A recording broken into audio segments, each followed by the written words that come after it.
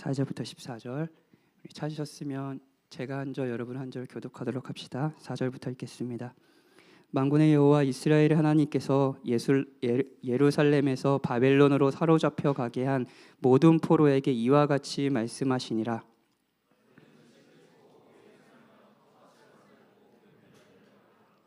아내를 맞이하여 자녀를 낳으며 너희 아들이 아내를 맞이하여 너희 딸이 남편을 맞아 그들로 자녀를 낳게 하여 너희가 거기에서 번성하고 줄어들지 아니하게 하라. 그를 위하여 여호와께 기도하라. 이는 그 성읍의 평안함으로 너희도 평안할 것임이라. 만군의 여호와 이스라엘의 하나님께서 이와 같이 말씀하시니라. 너희 중에 있는 선지자들에게와 점장이에게 미혹되지 말며 너희가 꾼 꿈도 고지 듣고 믿지 말라.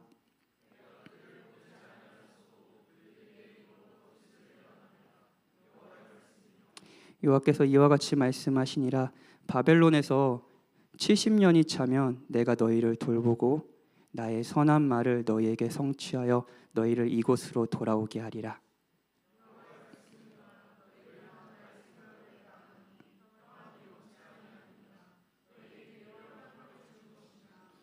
너희가 내게 부르짖으면 내게 와서 기도하면 내가 너희들의 기도를 들을 것이요.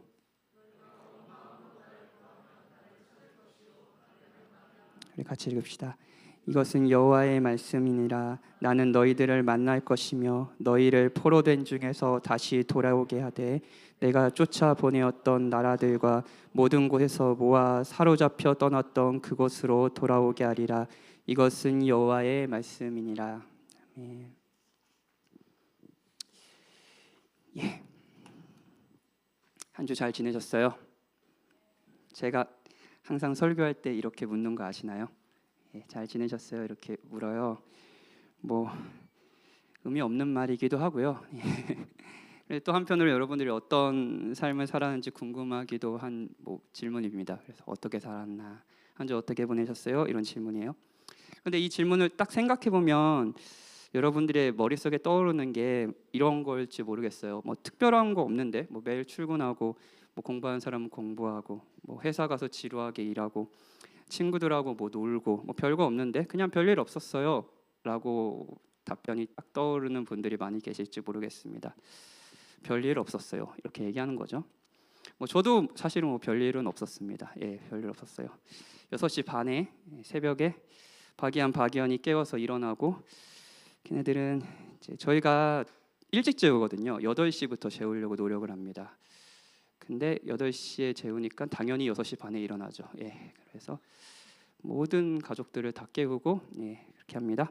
그리고 그 아이를 이제 등원시키고 저는 또 출근해서 제자훈련 뭐 설교 준비를 위해 쌓여 있는 책들을 뭐 이리저리 뒤지다가 좋은 자료 발견하면 와 됐다 끝났다 막 이렇게 좋아하고, 또 신방하고 뭐 밀려 있는 회의하고, 그리고 금요기도에 설교하러 와서 뭐 매번 사람들을 뜨겁게 변화시키는 설교를 바라지만 어떤 건지 알죠? 불 떨어지는 거예요, 그렇죠? 근데 뭐 그저 잔잔하고 졸린 뭐 설교를 마치고 집에 돌아가서 씻고 뭐 누워 자는 아이들 한번 얼굴 보고, 자는 아이들이 얼마나 예쁜지 아십니까? 아이들은 자야 예뻐요. 예. 또 다음 날 6시 반에 박이한이 저를 깨우고, 뭐 이렇게 사는 거죠, 그렇죠? 평범한 일상이죠. 이번 한 주 어떻게 사셨나요? 이번 한 주 별일 없으셨어요? 한편으로 지루하게, 한편으로 이런 삶이 도대체 무슨 의미가 있나 뭐 이런 생각을 하면서 사시진 않으셨습니까?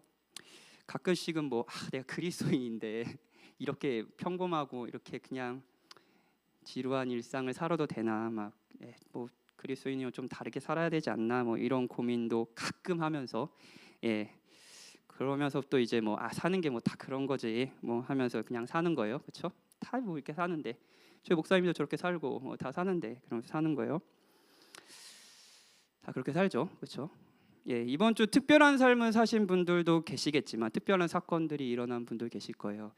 하지만 우리에게 특별한 시간은 거의 인생 전반을 통해서도 조금밖에 없습니다.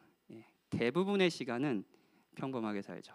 평범하게 그냥 뭐 별일 없었어요라고 말할 수 있는 그 어떤 삶이요. 우리가 읽은 성경은요, 하나님께서 예레미야라는 선지자를 통해 바벨론의 포로로 끌려간 사람들을 위해서 한 말입니다. 하나님께서 범죄한 이스라엘 백성에게 죄를 물었습니다. 그들의 불신과 그들이 사실은 은혜로 하나님이 이 백성을 택하시고 이 백성에게 약속의 땅을 주시고 그리고 하나님이 이 백성을 계속 돌보셨잖아요. 근데 이스라엘 백성은 끊임없이 하나님이 없는 삶을 원했고 반역했습니다. 우상 숭배했죠. 그리고 불순종했죠.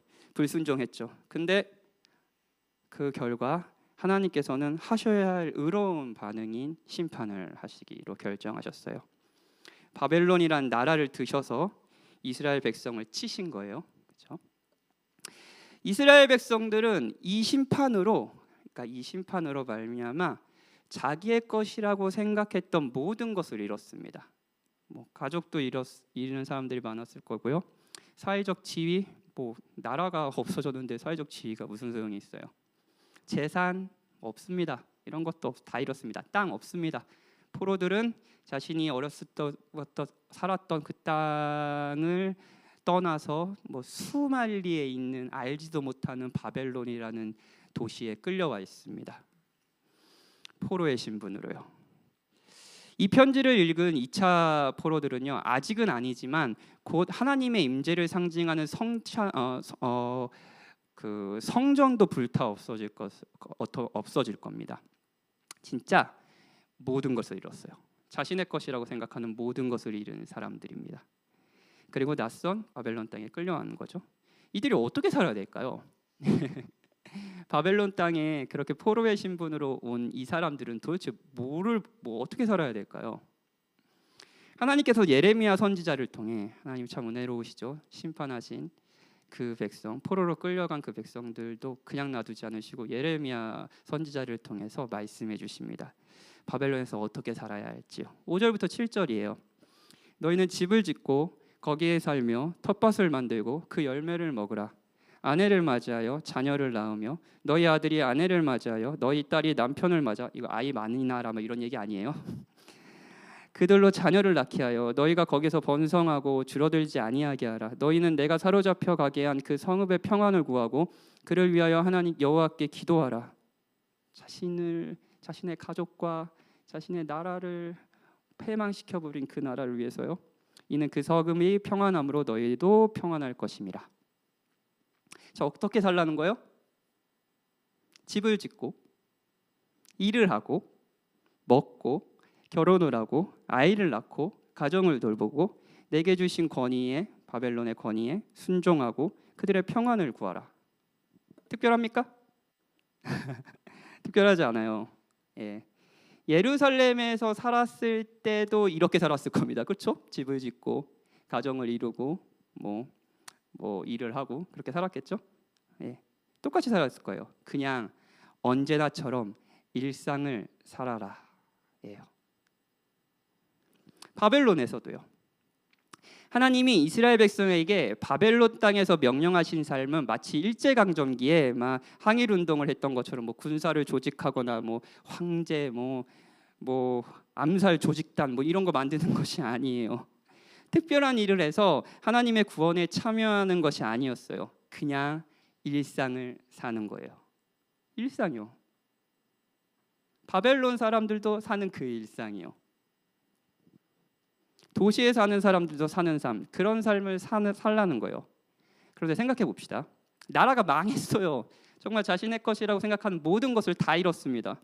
이런 상황에서 집을 짓고 일을 하는 것이 무슨 소용이 있겠어요? 그렇지 않나요?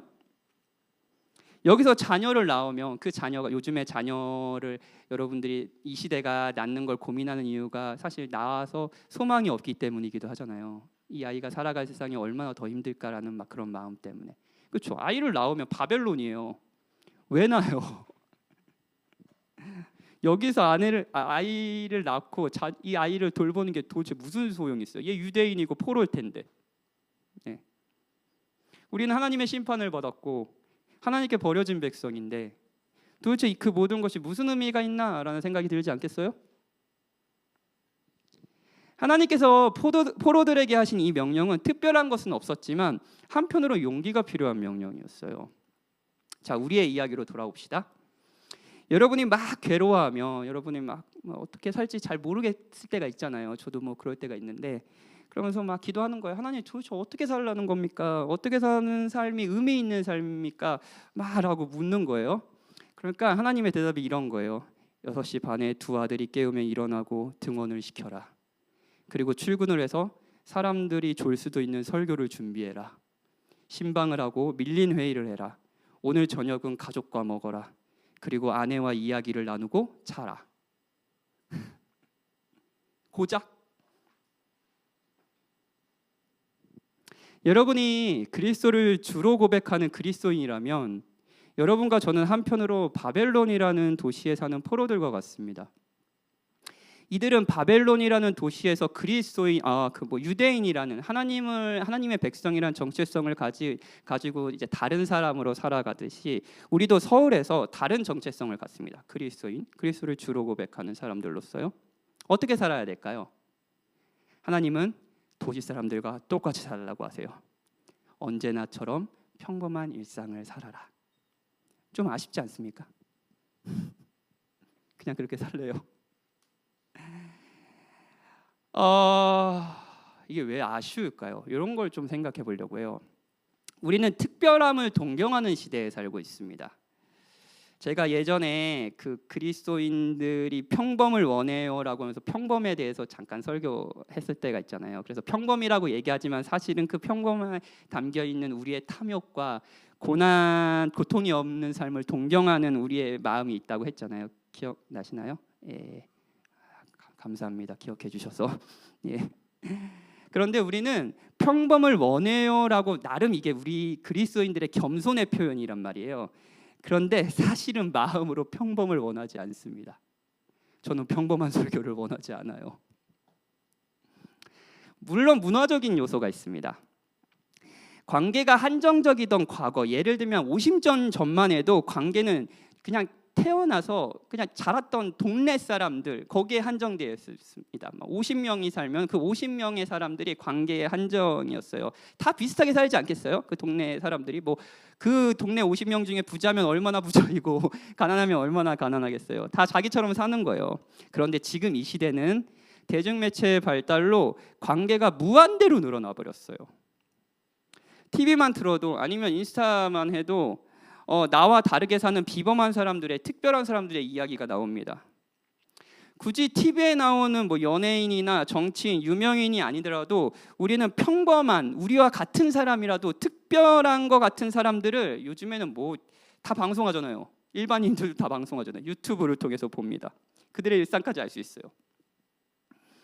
나랑 같이 직장 생활하는데 꼭 이제 해외 여행을 가는 그 특별한 사람, 그렇죠? 그리고 나랑 같이 아이를 돌보는데 엄청 전문적인 교육을 하고 나랑 다르게, 그리고 고가의 요즘에 아기 키우는데 저도 몰랐던 육아템, 그래서 이런 소문들이 있어요. 아이는 돈으로 키운다, 이런 얘기가 있어요. 자기는 상상도 할 수 없는 고가 육아제 용품으로 아이를 즐겁게 육아하는 일상을 유튜브로 봐요. 특별함, 그렇죠? 조선시대 사람들이 이순신 장군에 대해서 알았을까요? 당연히 임진왜란을 겪은 사람들은 알았겠죠. 그리고 국가적인 영웅으로 좋아했겠죠, 그렇죠? 그런데 여러분이 이순신 장군에 대해서 알고자 한다면 1시간만 들여도 당시 조선시대 사람들에 비해 훨씬 많은 것을 알게 될 겁니다. 그가 전쟁에서 어떤 마음이었는지 나중에 그냥 찾아보면 되잖아요, 그렇죠? 같은 시대에 살았지만 조선시대 사람들에 비해 저희는 이순신 장군과 더 가깝습니다. 제가 인도네시아 이제 선교를 갔을 때 가자마티라는 마을로 들어갔어요.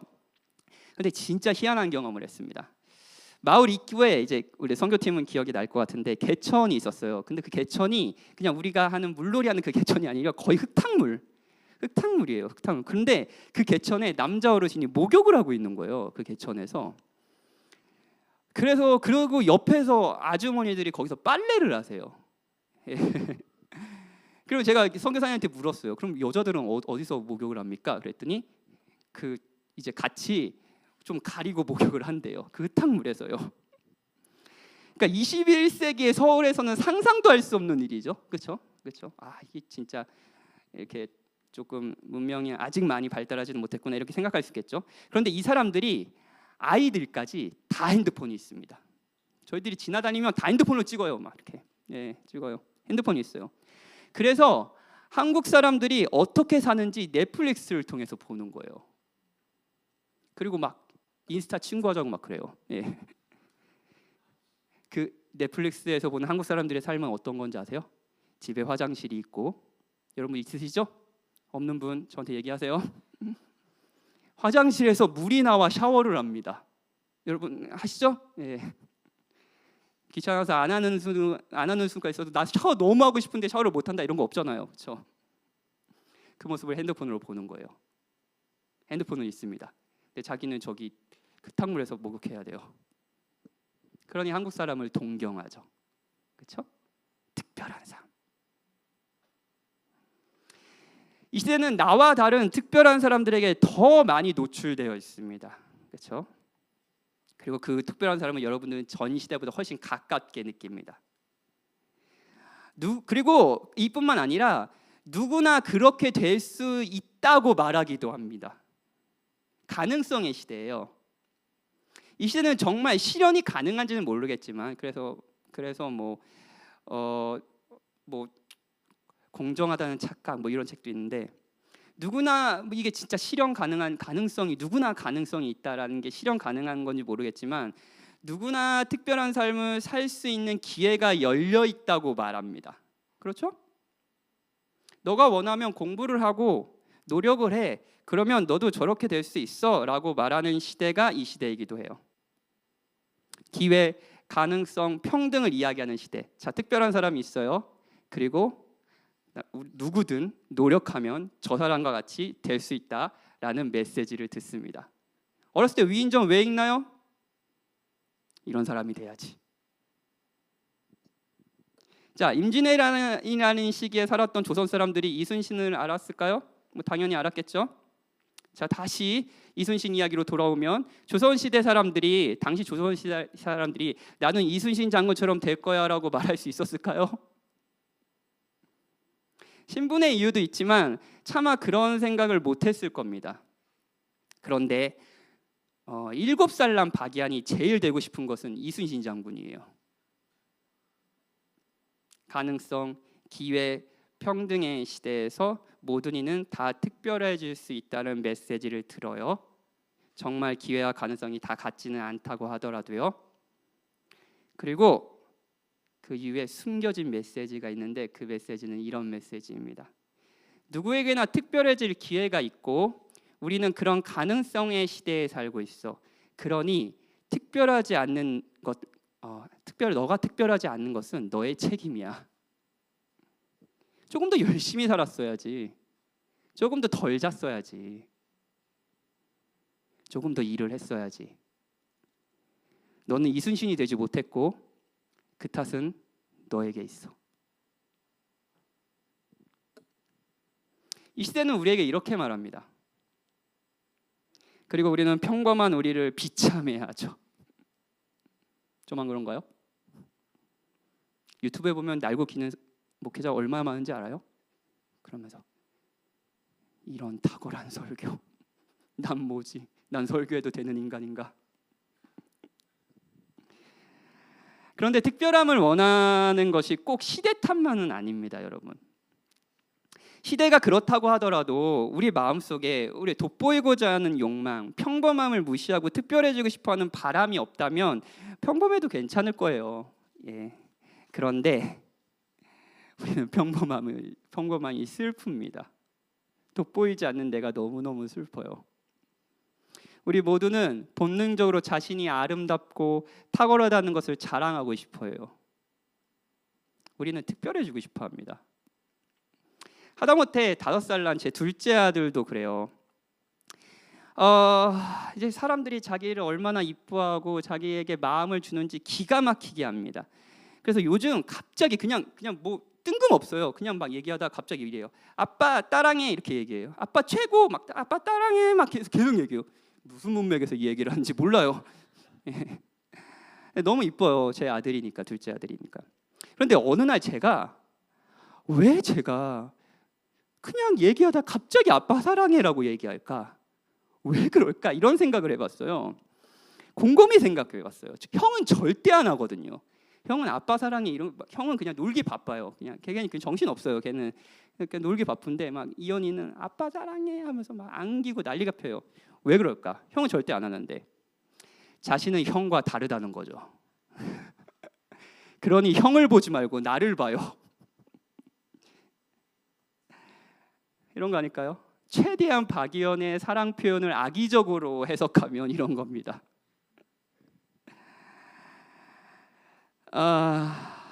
그런데 저도 마찬가지예요. 저는 여러분에게 사랑해요 뭐 이렇게 얘기 안 해요. 안 할게요. 앞으로도 안 할 겁니다. 사랑하는 여러분, 이거는 이제 설교 시간에만 할게요.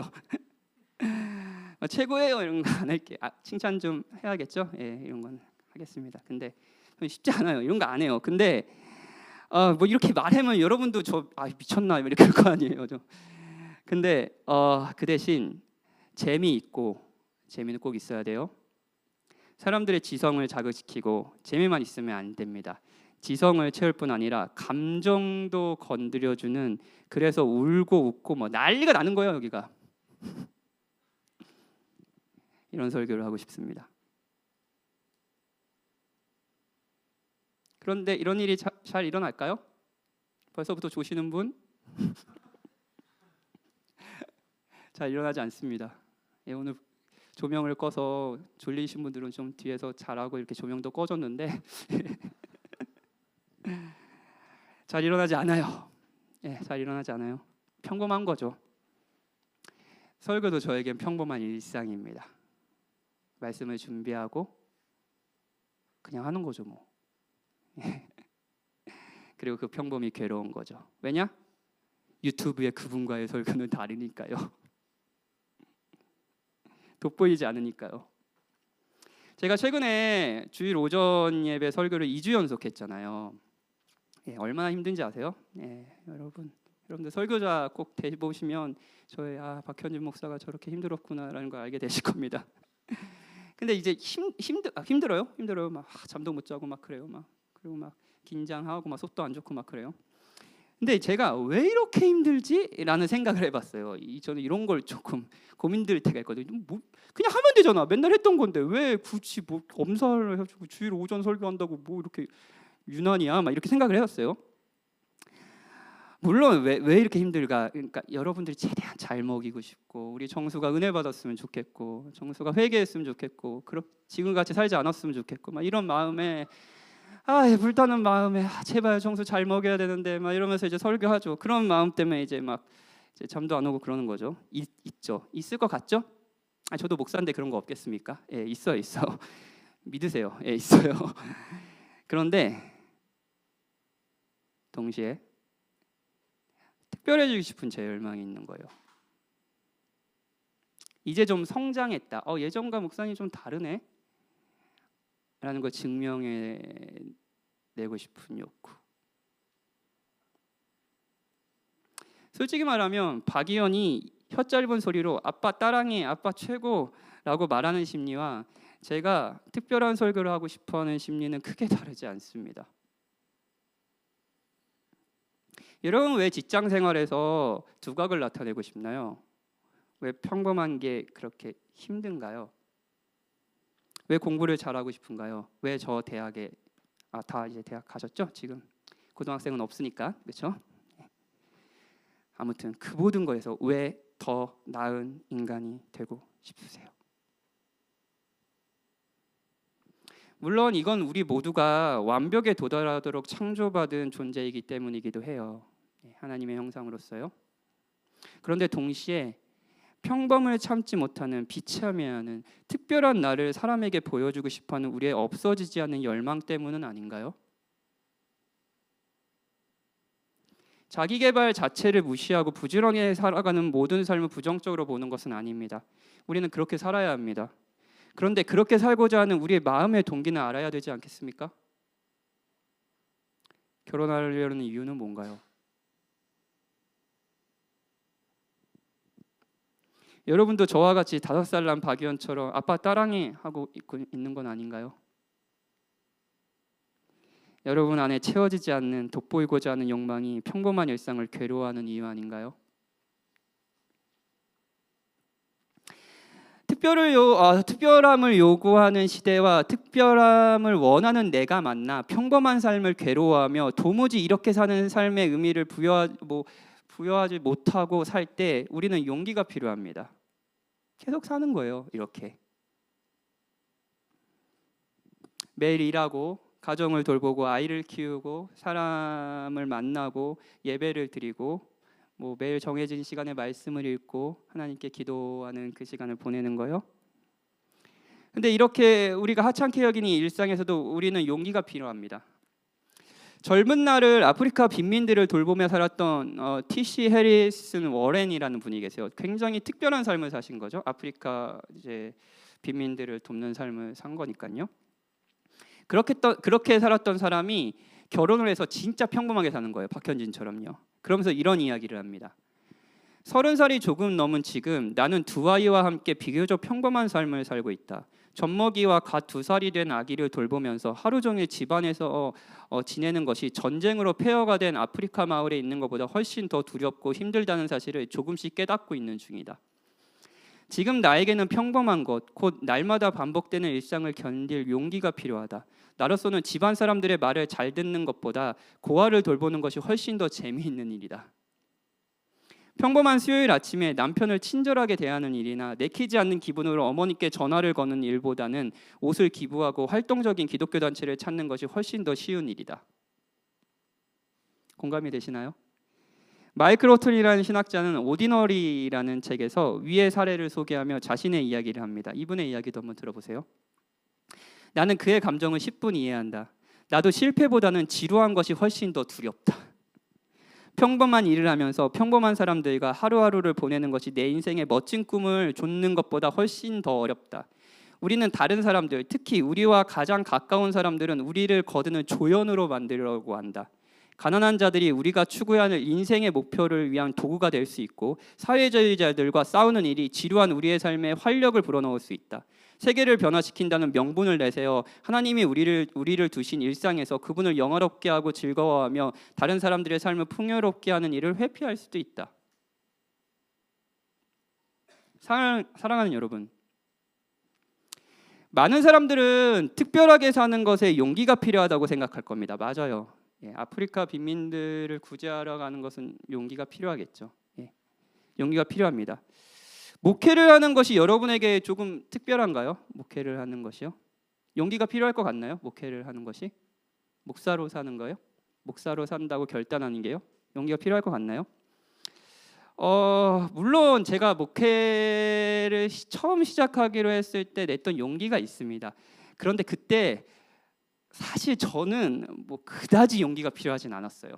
그냥 목회를 하는 것을 그냥 당연하게 나의 어렸을 때 꿈이었고 신학교에 가서 목회를 해야지라는 생각은 용기가 필요하지 않았어요. 그냥 한 거예요. 근데 진짜 용기가 필요한 순간이 언제인지 아세요? 매일 그냥 아무 일도 일어나지 않는 와중에 자리를 지키며 설교하고 신방하는 거예요.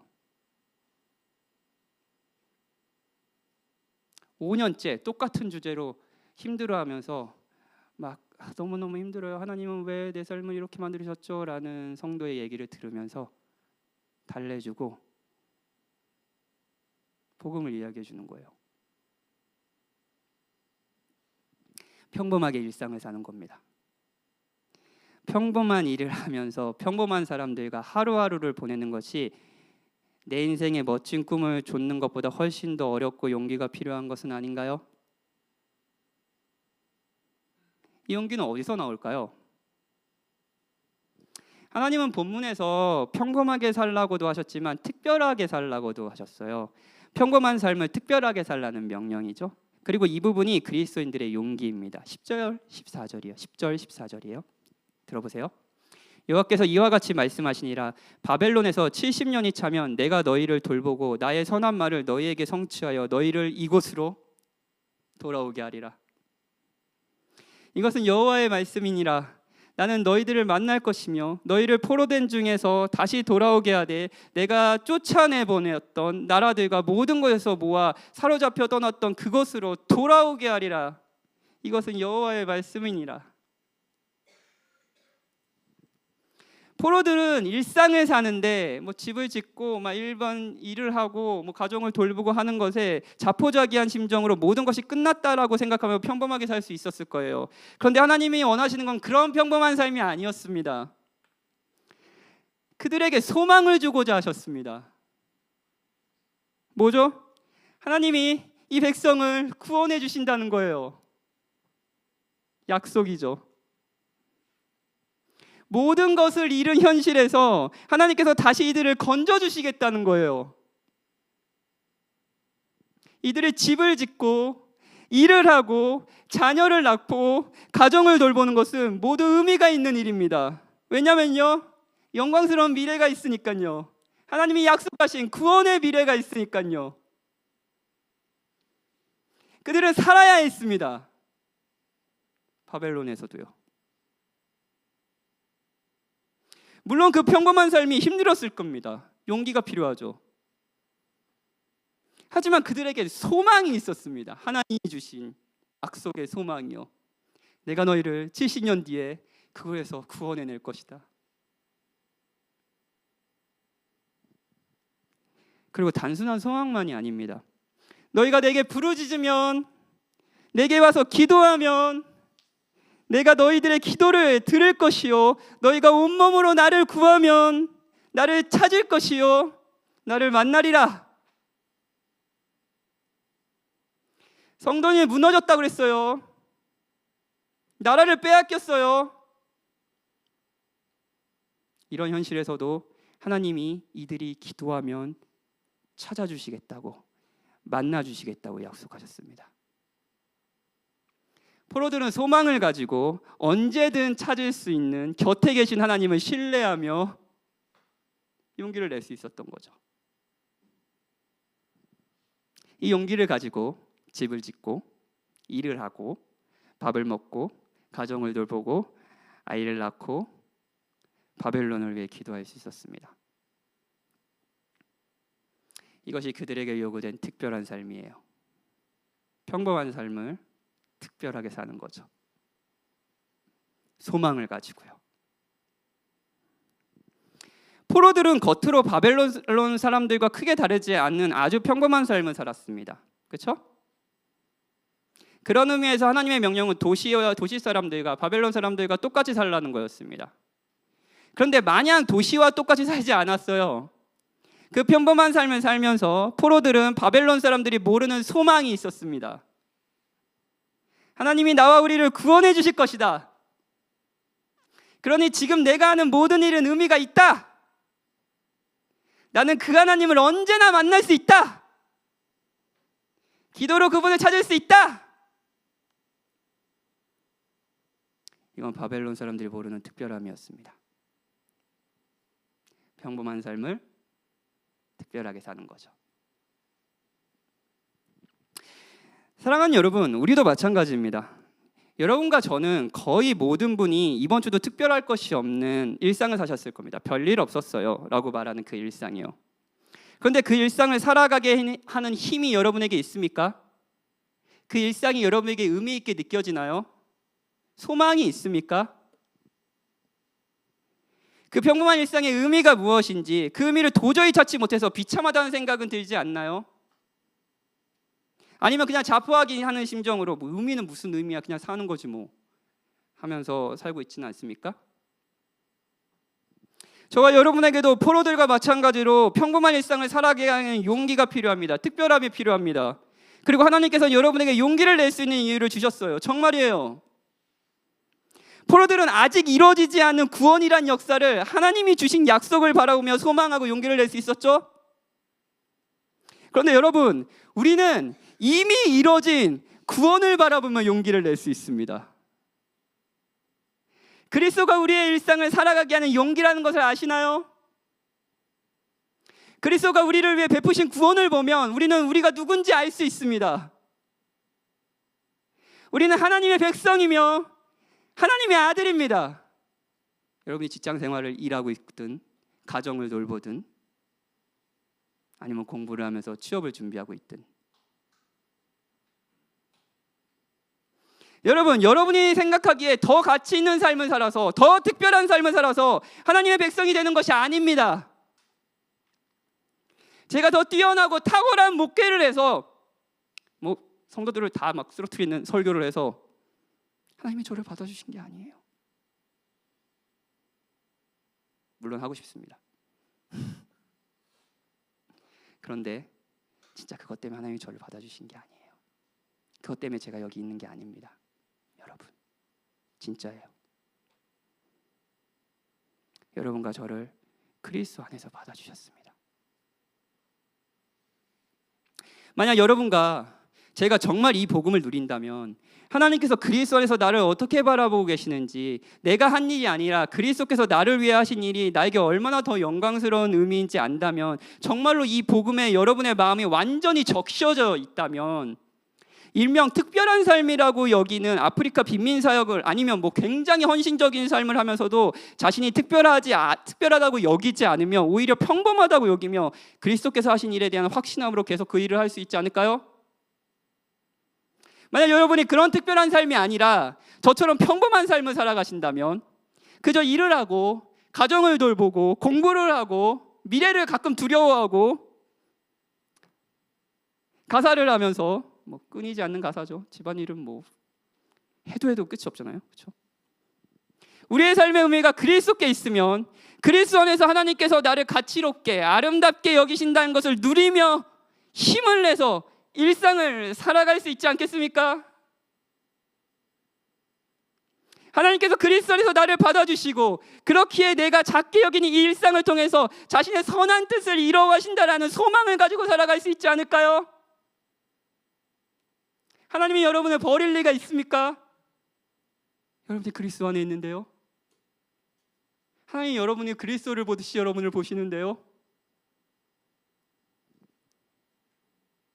여러분, 그리스도를 바라보며 용기를 낼 수 있지 않을까요? 사랑하는 여러분, 하나님이신 그리스도가 인간이 되셨다는 것을 생각해 봅시다. 성육신이에요. 그렇죠? 그분은 어떻게 사셨을까요? 우리처럼 사셨습니다. 일을 하고 목 쓰셨죠? 밥을 먹고 가족과 시간을 보내고 평범하게요. 아니면 죄 짓는 야고보 동생하고 싸우진 않으셨겠네요. 죄를 안 지으셨으니까요. 말 안 듣는 야고보를 이렇게 달래고 사랑으로 안아주시는 평범한 우리와 같은 일상이요. 그런데 그렇게 평범한 일상을 사시는 그리스도의 마지막은 평범하지 않았습니다. 우리와 달랐습니다. 물론 죽는다는 것에서 같았지만 그분의 죽음은 우리의 죽음과 달랐습니다. 우리의 죄가 되어 십자가에 죽으신 거예요. 우리가 평범함을 힘들어하는 또 다른 이유가 특별하고자 하는 우리의 열망 때문이라고 했어요. 돋보이고자 하는 마음이요. 그런데 여러분, 우리들이 가진 무엇이, 우리들이 이룬 무엇이 우리를 잠시 돋보이고 특별하게 만들지는 모르지만 영원하지는 않다는 걸 알고 계시나요? 제 설교가 저를 잠시 특별하게 만들 수는 있지만 그 특별함은 영원하지 않습니다. 날고 기는 설교자들은 너무 많거든요. 그런데 여러분, 우리에게 정말로 위로가 되는 것이 있습니다. 특별하려고 돋보이려고 애쓰지 않아도 됩니다. 그리스도께서 우리를 특별하게 하시려고 자신만이 하실 수 있는 특별한 사역을 하셨습니다. 그분께서 우리의 죄가 되어 죽으셨고요. 우리를 의롭다 하시기에, 하나님의 아들이란 영원한 지위를 주시기 위해, 우리를 특별하게 하시기 위해 부활하셨습니다. 그 특별함은 영원합니다. 여러분, 진짜예요. 여러분 영원히 특별할 겁니다. 만약 그리스도 안에서 여러분에게 주신 이 특별한 은혜를 누린다면 자신이 돋보이고자 하는 마음이 작아지지 않겠습니까? 아니 오히려 우리가 아니라 이 은혜를 베푸신 그리스도를 돋보이고자, 이 그리스도를 보여주고자 하지 않겠습니까? 우리는 특별하지 않아도 되니까요. 그분만 특별하시고 영광을 받으시면 되니까요. 그분이 특별하심으로 우리를 특별하게 해주셨으니까요. 이 삶은 안식과 기쁨, 확신이 있는 삶 아닌가요? 그렇다고 해서 게으른 삶도 아닙니다. 평범한 삶을 특별하게 사는 거예요. 그러니 그리스도를 바라보십시오. 그분께 여러분이 이번 주도 사셨던 그 평범한 삶의 의미와 소망이 있습니다. 우리 같이 찬양하고 기도합시다. 내 삶은 주의 것, 악보 하나만 주시겠습니까?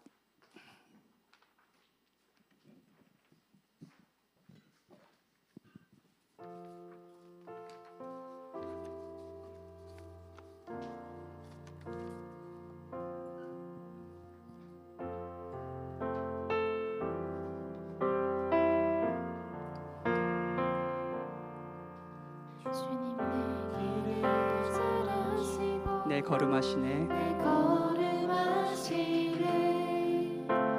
어둠에서 빛을 내시는 그분을 믿네. 무엇으로 주를 섬길지, 어디로 가야 할지, 헤매이는 나를 아시고 길을 여시네.